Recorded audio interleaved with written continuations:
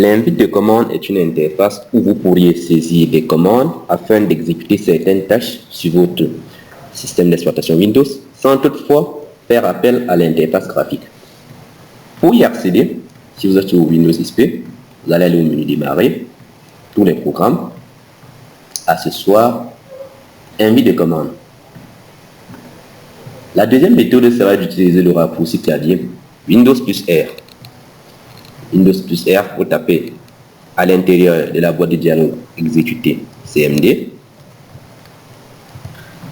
et vous lancez l'invite de commande. La troisième méthode est un accès direct. Partez au poste de travail, disque local C, Windows, système 32 et vous sélectionnez directement CMD. Sur des systèmes plus récents, vous pouvez simplement appuyer sur la touche Windows qui représente le menu démarrer et taper au niveau de la recherche CMD ou invite de commande et vous aurez en fait le lien vers l'invite de commande et d'où vous n'aurez qu'à cliquer et obtenir la fenêtre d'invite de commande.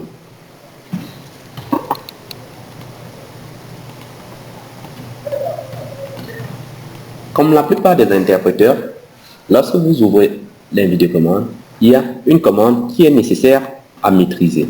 C'est la commande L. L est la commande qui vous affiche l'aide sur l'utilisation de l'invite de commande et qui vous affiche aussi d'autres commandes de base. Notamment L sur l'invite de commande Windows. Vous vous rendez compte que là, nous avons une liste de commandes avec leur utilisation afin de nous aider à mieux comprendre l'utilisation, bien à mieux manipuler les commandes Windows de base. Vous vous rendez aussi compte que il existe deux types de commandes sur Windows. Les commandes internes et les commandes externes.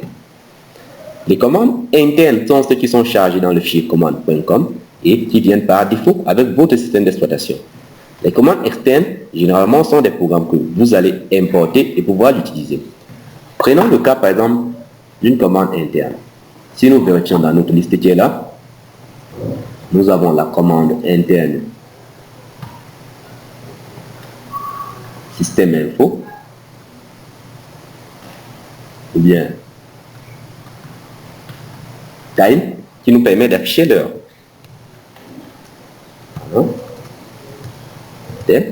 Si nous tapons la commande interne time, nous pouvons voir l'heure, la modifier, etc. Mais par contre, si nous tapons une commande externe, genre Enisac,